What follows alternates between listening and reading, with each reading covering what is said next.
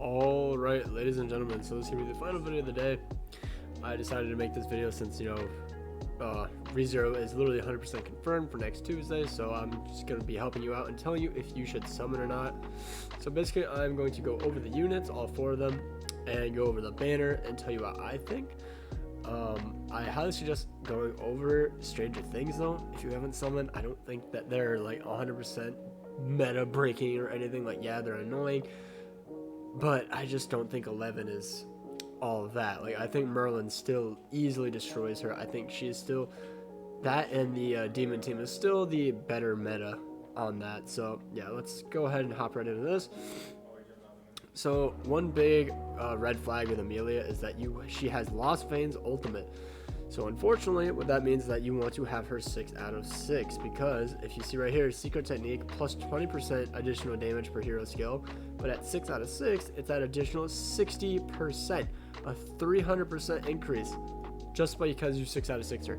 So I think that if you want Amelia, either just go for the 1/6 and just have her for box, or if you're free to play, just get 1/6 and be like, all right, I'm done. Or you go big sweaty whale and try to 6/6 Amelia versus anyone else on this banner.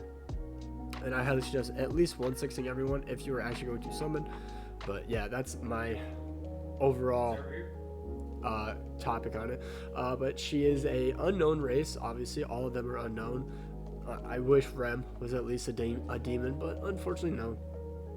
Her unique.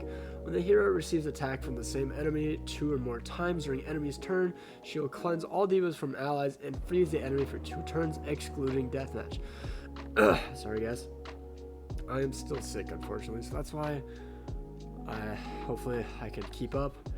But so basically, if you hit her twice with anybody, like the same character, say you go through AoE twice just to make, you're like checking for void food or something, and then you proc and then you do another one because you want to make sure that they can't risk ultimate, then she would cleanse all the debuffs, so therefore the go through debuff wouldn't even work, and go through would freeze for a turn, which would be very, very handy, because then you can't rank up or anything, and you can ult rush. So yeah, very, very broken passive, probably the best thing about her in my opinion. And then she has Puck Please, whatever that means. Maybe that's a cat name, I don't know. Inflicts damage equal to 360% of attack on one enemy, and freezes for 2 turns at rank 3, by the way. When the freeze are removed by using skills, ultimate moves, or after turns have passed, inflict damage equal to 40% of the remaining HP. So very, very good skill. So basically, if you freeze her and you damage her, or it just breaks after 2 turns, they receive 40% of the remaining HP. So a lot of damage. It can't kill them with this, but it can severely reduce their health. And then they have Alhuma, inflicts damage equal to 180% of attack on all enemies. This is basically Gother's AoE, and depletes 2 ultimate move gauge orbs at the end of the enemy's turn for 2 turns. So this is exactly like Gother's at rank 3. Very, very handy. Very, very much of a controlling base unit. And then at 6 out of 6, she's a damage dealer. At 1 out of 6, she's still just a control unit. But yeah, so we already went over the ultimate, so I'm just gonna go right on by that. And then we have Rem, the character that I actually want to max. She is unknown, and then her passive is really, really good. I wish you could redo it after you fire off your ult, but I don't think you can. I think it only procs once, and then it is done for. When the hero uses skill or move skill to rank up a skill and gain ultimate move gauge orb, increases attack-related stats by 5% for 3 turns, up to 5 times. If there are 5 or more ultimate move gauge orbs, recover 30% of max HP. So very, very good. You don't even have to fire off your ultimate. Like, if you were very low HP, you just move your card, get max, fire off a card, and you'll probably lifesteal full HP just off that. Or if you're facing an assault melee and you don't want to fire off any attacks, you can obviously just move cards, get max ultimate gauge, and then heal up. Sadly, you don't remove all debuffs, which would be really, really good, but it's whatever. And then she has her crushing hit, where she breaks some rib cages. Inflicts amplified damage equal to 450% of attack on one enemy. So just raw damage pretty much, but with amplify, if you have a bunch of buffs, which you should, since in order to get a rank 3 you have to rank up your cards or whatever, unless someone strips your buffs, then that's a big bueno, no bueno. Amplify damage dealt plus 30% per active buff on self. Very, very broken, very, very good. Probably one of the units I'm going to be using for Crimson Demon.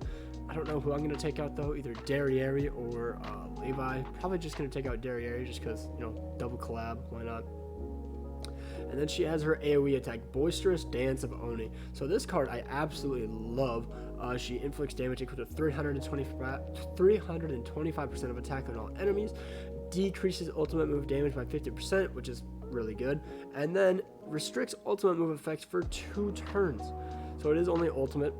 I wish it was all debuffs, like all effects, that way you can't like get attack seal or anything, but I feel that would be a bit too broken considering it's AoE. But this way you kind of really cuck Amelia if you only hit her once with this. So yeah, very, very good.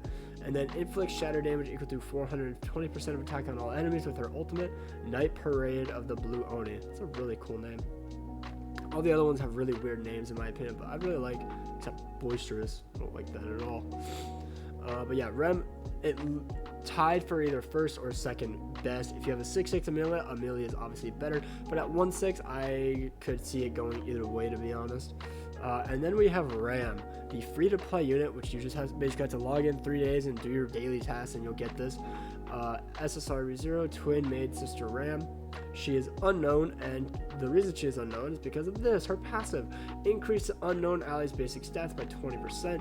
Very, very good. Probably the only reason Merlin is even like absolute meta, because you just run her in the back. You're an Amelia, Goddess Liz / Red Gother with Merlin. Once I already said Merlin, then Amelia. Very, very toxic, cancerous team, but that's what you want to do in order to get high into the ranks. So yeah. And then she has Fula.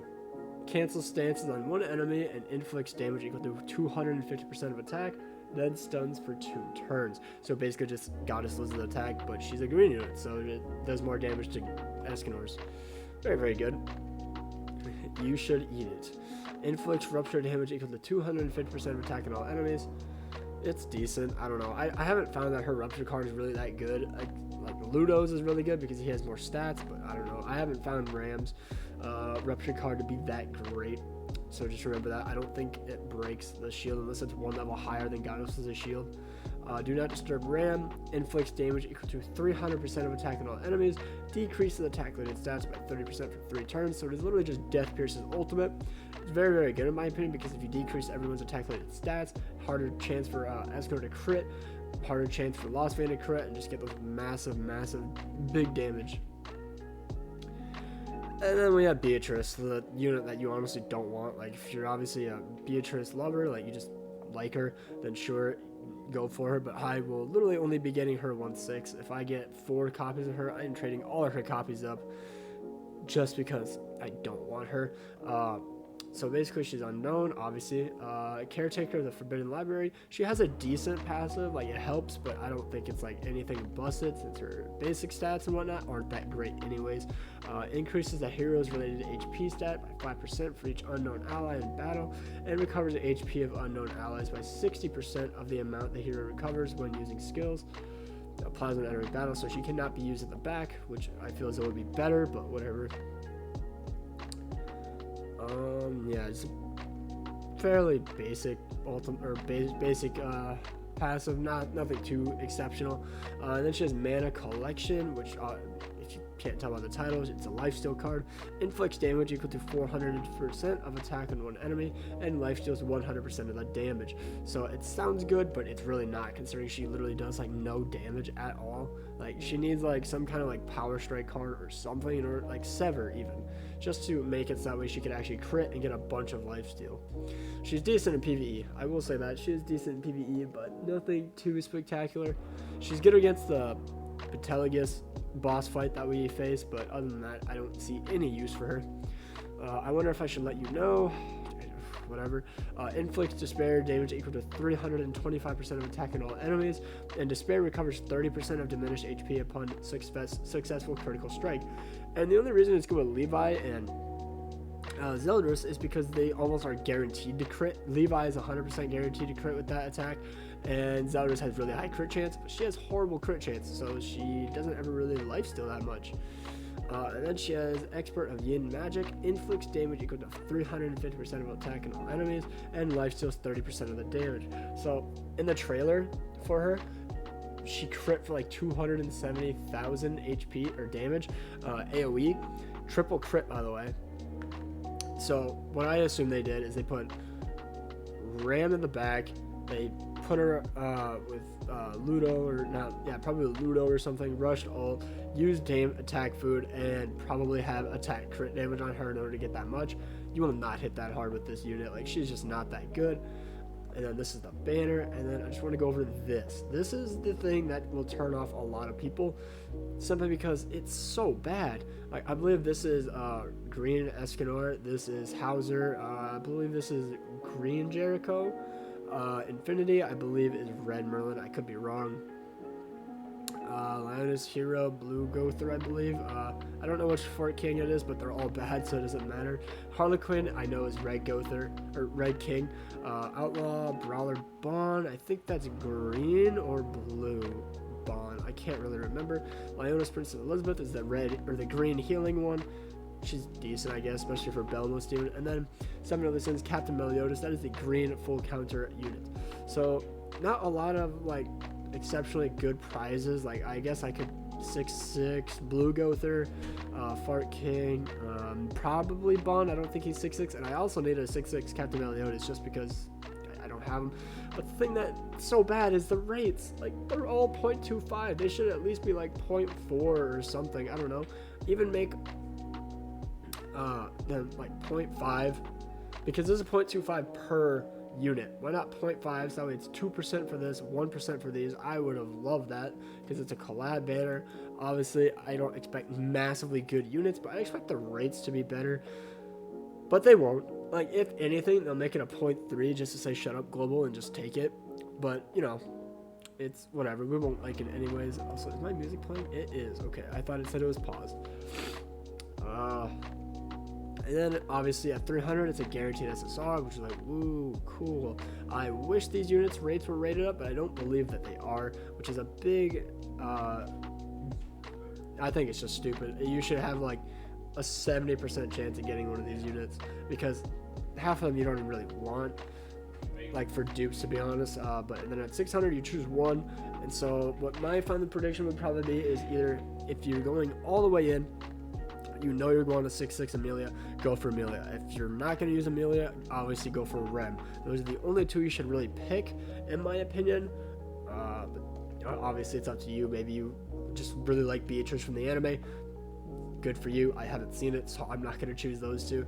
I don't know who I'm going to choose, honestly, out of these two, because I really want to use a 6'6" Amelia, and I also really want to use a 6'6" Rem, just because Amplify is my favorite buff in the game. But it's whatever. So now it comes down to, should you summon or not? If you're free to play, I highly suggest skipping, to be honest, because there's going to be a new Fest unit or a new unit announced on JP in about a week, I believe. I could be wrong, but I believe that they get a new unit this week, actually. This Thursday. It's this Thursday, because Stranger Things came out 2 days after on their side. So I would wait at least until see what that is, because there's going to be a new festival in approximately 2.5 weeks, which could be really busted, and it'll probably cuck the unknown meta. And yeah, so that's what I think. I think you should just wait until like the very last day if you are going to summon. If you're a light spender, I honestly would go with one rotation, and if you're a whale, well, you already know what you're doing. You're going all the way in. So that is what I highly suggest. Skip it if you're free to play. If you're small spender, I highly recommend going in until you get one of these two that you really like. And if you're a whale, well, you're going all the way in. So hopefully you guys enjoyed. Hopefully this helped you pick something, and hopefully this showed you just how bad the banner is going to be. So hopefully you guys have an amazing day, and hopefully you guys have good summons. It'll be coming out Tuesday. I might have to take that day off because I'm still sick. So yeah, hope you guys enjoyed, and peace out.